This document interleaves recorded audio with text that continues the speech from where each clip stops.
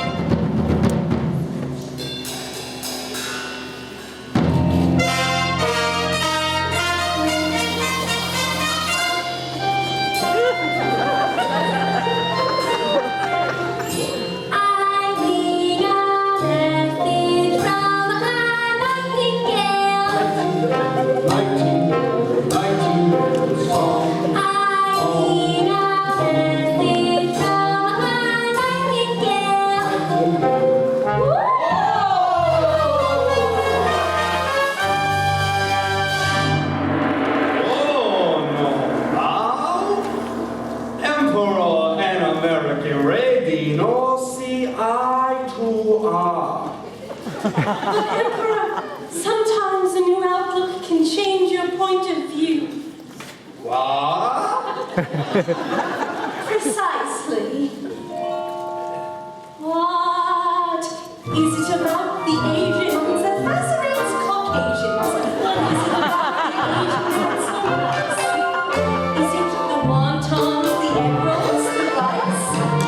Perhaps it's Buddha or Confucius, and they're excellent at flight. What is it about Caucasians that mystifies the Asians? What is it about Caucasians that's so odd? They call pretty lady abroad. They have hair upon their chest, and they only have one god. Holy cowboy! Impossible! Sorry! That was not from the Drowsy Chaperone. That was from another musical entirely. You see, I have a woman who comes in once a month. Can you say that? I have a woman? Anyway, she cleans the things that I absolutely refuse to clean. She's very good, but she has this annoying habit of putting my records away. And in the wrong sleeves. Even though I say, no touch records, Carmela. No touch records.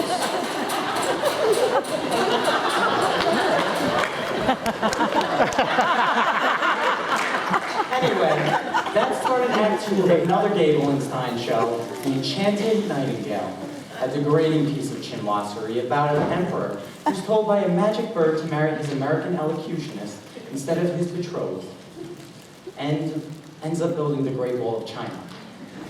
A slap in the face to 4,000 years of Chinese history. But it did have some wonderful tunes. That was Beatrice Stockwell's American Lady. And did you recognize Roman Bartelli as the emperor? Yes, he was a man of 1,000 accents, all of them insulting.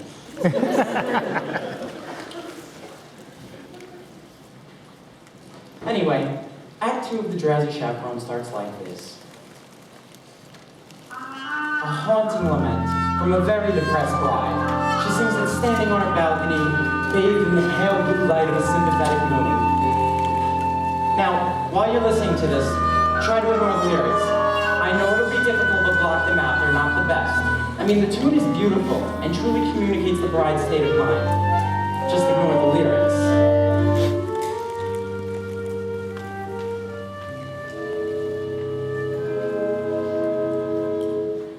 I put a monkey on a pedestal and tried to make that monkey stay. And he did for a time what he needed to climb, and with other monkeys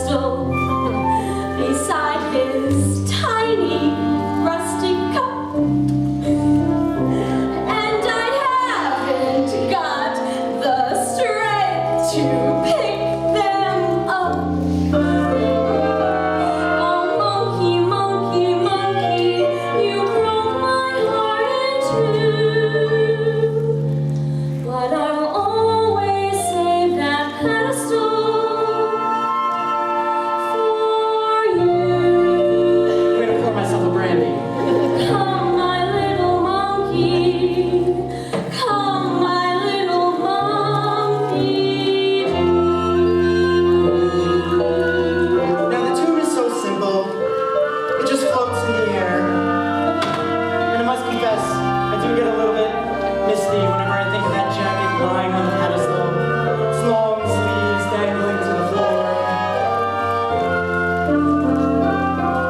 Oh, monkey, monkey, monkey, you broke my heart in two. But I'll always save that pedestal.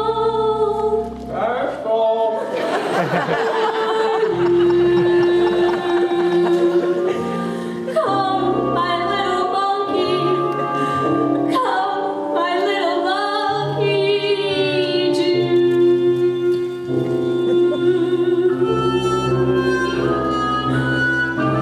Okay, here we go.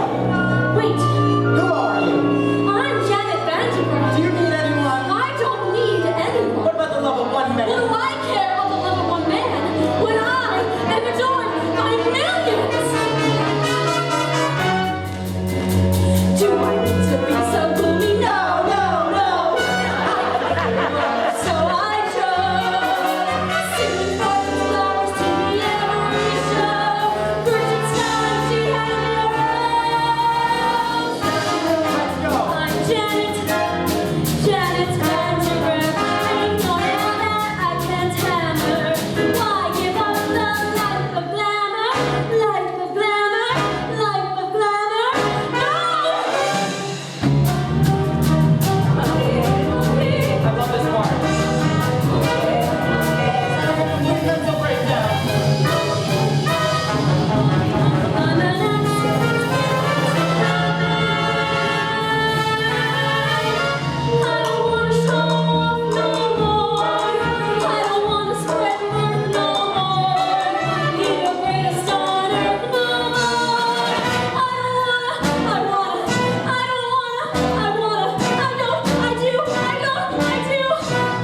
I don't wanna show.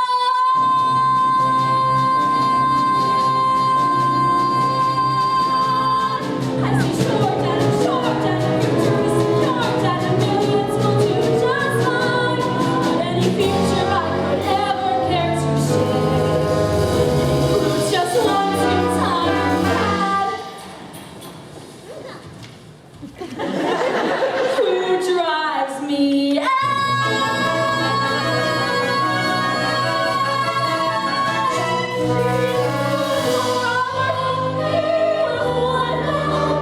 such a helpless fool.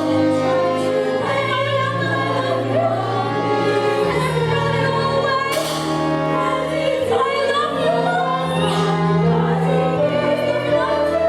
Is love ever enough?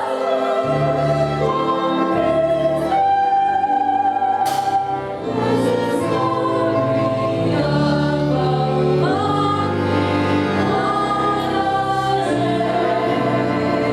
I ask the stars above. Is it the monkey or my pedestal?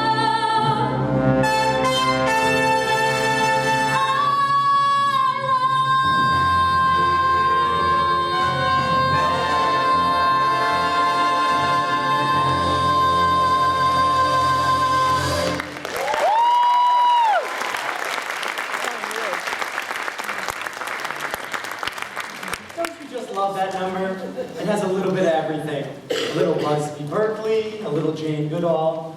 But that's what I love about musicals in general. When a character's in crisis, they sing and they dance. It's so much more interesting than just whining about it. But that's the glory of musical theater.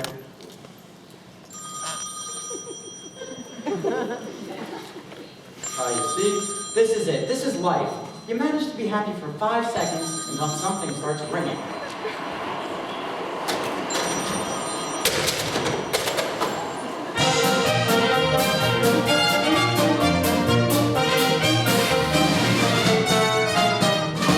What a beautiful day for a wedding. Shall I have the pews moved now, or would you prefer I wait until morning? Now, I'm going to stop this number here because I don't want it ruined by something ringing. Here we have two vaudeville performers who have slipped through the cracks of time. They are Ukulele Lil and Noel Fitzpatrick. I don't know anything about them. I suppose Ukulele Lil play the ukulele, although she doesn't in this show. You know, I did try to find out more about them. I went through all my books and even tried the internet, but all my searches ended in Tiny Tim's autopsy photos. Anyway, they're both charming. Why would you have the pews removed? The bride has called off the wedding, madam. Oh, underling, never listen to a bride on her wedding day. Love is a very complex emotion, underling. Why, 1 minute you can be close to someone, and then the next minute, why you just want to strangle them. Do you understand? I'm familiar with here to strangle. Yes. You see, that's just the nature of love. Love makes lovers worry. Love makes lovers fret. But here's a fact on which we can depend. Just like long ago when Romeo met Juliet, love is always lovely in the end. But Romeo and Juliet was a tragedy, madam. Oh, I never read reviews. Love can start a quarrel. Love can cause a din. But love has always been a trusted friend. 'Twas a happy fate for Henry and Llewellyn. Love is always lovely in the end. Might I remind you that Anne Boleyn lost her head? Yes, she was in love. Love was good to Eve and Adam. Here we go again. And then I loved her. Good grief. May I pose a question, madam? Why does not I say to you, get through? Don't mind if I do.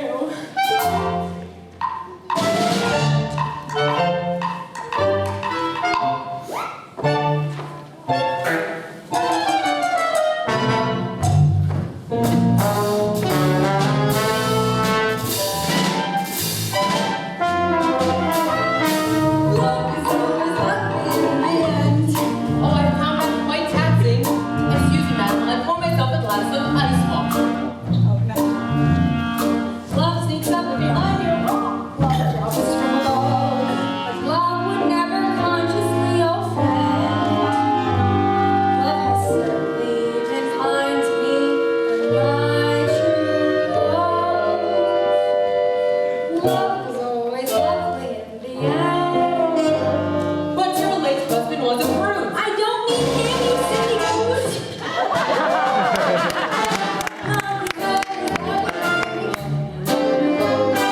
Love is always lovely in the end.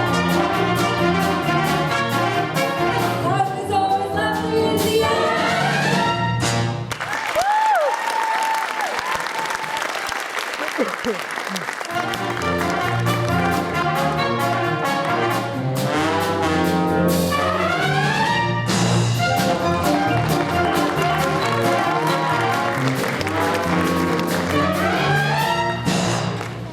Yes, that was charming.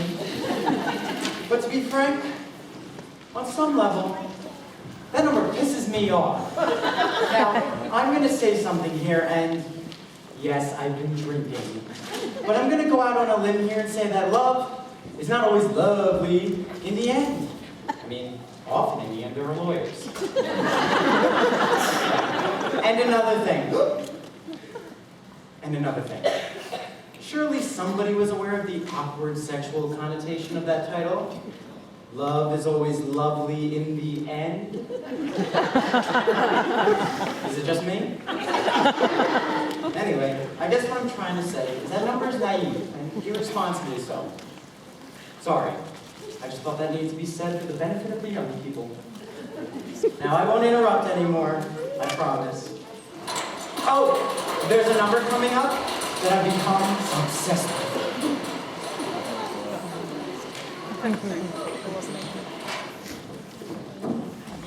Oh, there you are. Oh, Chaperone, I'm in a terrible state. You certainly are.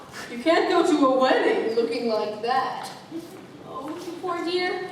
Haven't you heard? The wedding's been called off. Not your wedding. Mine. Which reminds me, borrow your veil? You're getting married? But to whom? Lo, lo, lo, lo, lo, lo, lo. Beautiful lady with baffled expression. You're marrying Adolfo? I know it's hard to believe, but when I look into his eyes, his big, clumsy eyes, why, I feel drowsy. And that's love, isn't it? Yes, dear, that is love. There you are. All right, I'm gonna put my cards on the table. I got a weak heart. If this goes on any longer, the old ticker's gonna give out. Please, tell me, is there gonna be a wedding or not? Yes. Thank the sweet Lord in heaven! Chaperone and Adolfo are getting married. What? Oh, there you are. I have wonderful news. There's going to be a wedding. We know. You know? Yes, we just heard. But who told you? I did. But who told you? What difference does it make? Mrs. Tottenham and I are to be married at 7:30 this evening in the garden. What? What? Oh, yes. Congratulations to everyone. Say, what kind of cockamamie wedding is this? Everyone's getting married except for the bride and groom. There you are, Janet. I've been looking everywhere for you. Hello, Mr. Martin. Oh, don't be that way, Janet. Can't you find it in your heart to marry me? It is our wedding day.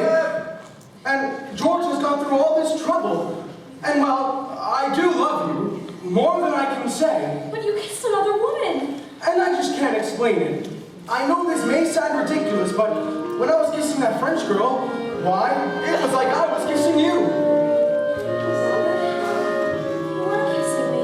You mean you're Mimi? Well, that French accent was remarkably accurate.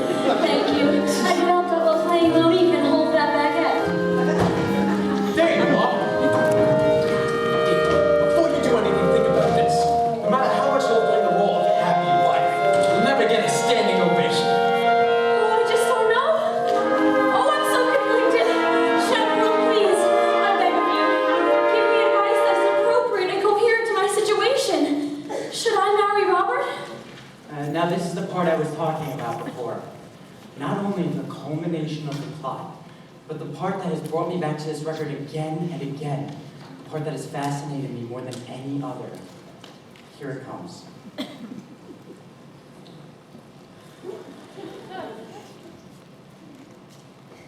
Well, my advice to you would be, And this is it. Listen. look while you can. You see, you can't quite make out what she says because somebody drops a cane. I'll play it for you again. Look while you can. Is she saying, live while you can, or leave while you can?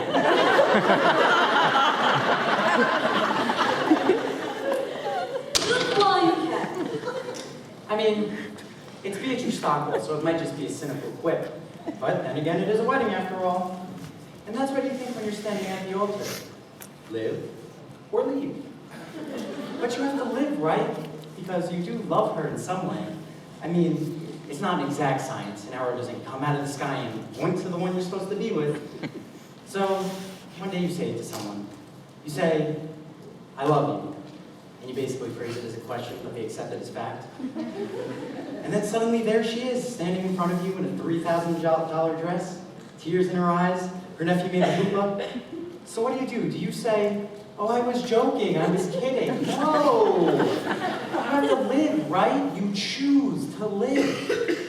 And then for the next couple of months, you stare at that alien form in bed beside you. And you think to yourself, who are you? Who are you? And then one day you say it out loud. And there's trial separation, couples counseling, and all your conversations about her eating disorder and your Zoloft addiction. And you're constantly redefining, reevaluating, and revisiting before you lose the deposit on the home, and the whole relationship ends on a particularly ugly note. With your only copy of Gypsy spinning through the air and smashing against the living room wall. But still, in a larger sense, in a broader sense, It's better to have lived than left. Right? Look while you can. You have no idea how many times I've listened to that. Oh, Chaperone, you certainly have a way with words. Robert, my answer is yes. I will marry you. Wonderful! Wonderful! Well, Mr. Feldick, it looks like this wedding is a done deal. Now you're in trouble, and there's nothing you can do about it. Oh, but there is. I found a new act. A new leading lady. Presenting Kitty the Incredible! Okay, Kitty. Now concentrate. And show the boys so you can read my mind. Remember, my mind.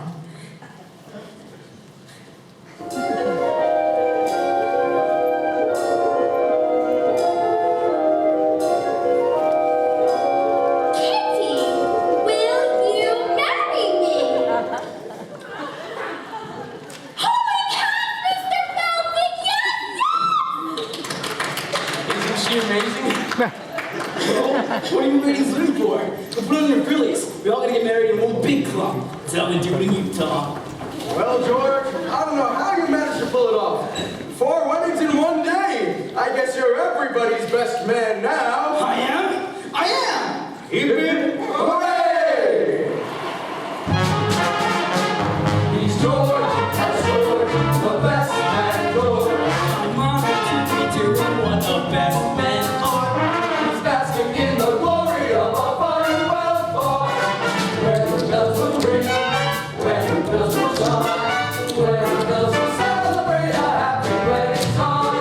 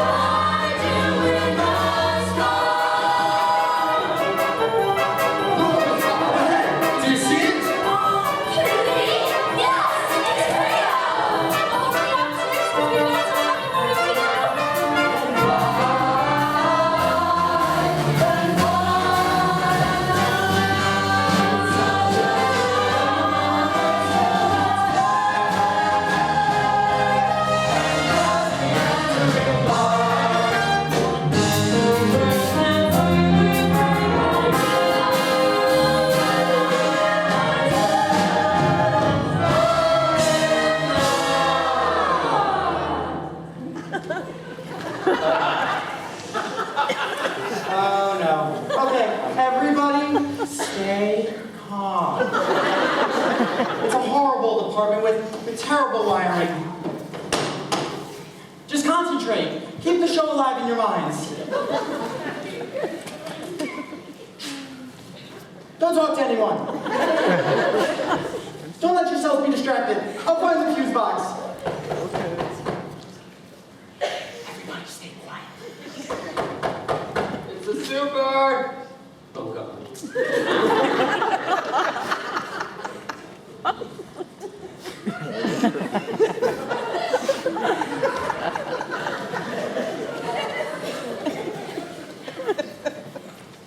Hey, man. What? Your lights are out. Yeah? Yeah, we're replacing the breaker panel in the basement. So, we had to turn all the power off. Yes.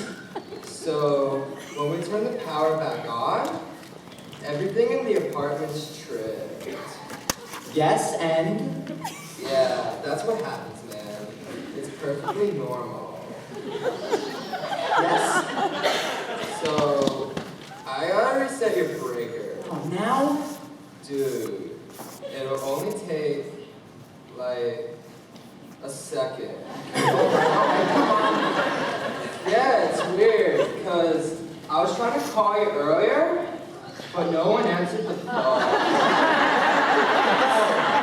I'm having a little trouble with that. I see, man. Right over here. Alright, thanks. Here we go.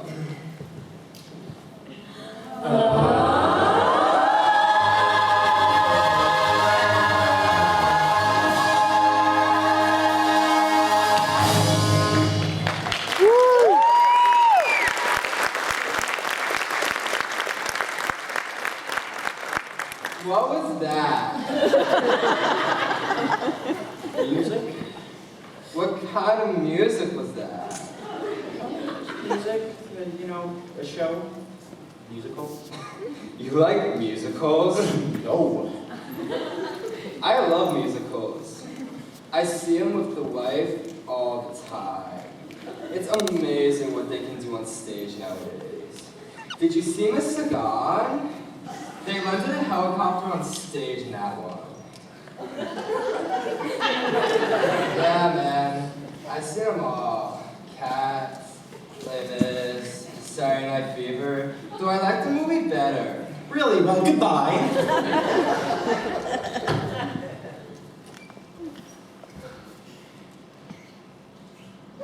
It's ruined. One note away from the show. One note. The mood is broken. I should just start it again from the beginning. No, can't do that, can I? Oh, it's so frustrating. You have to understand, I love this musical so much, and I've never even seen it. You see, my mother gave me the record right before my father left us. Oh, he didn't leave because of the record, although I'm sure it didn't help matters. But I know it's not a perfect show. The spit take scene is lame, and the monkey motif is labored. But none of that matters, because it does what a musical is supposed to do. It gives you a little tune to carry in your head, a little something to escape the dreary horrors of the everyday world, a little something for when you're feeling blue, you know?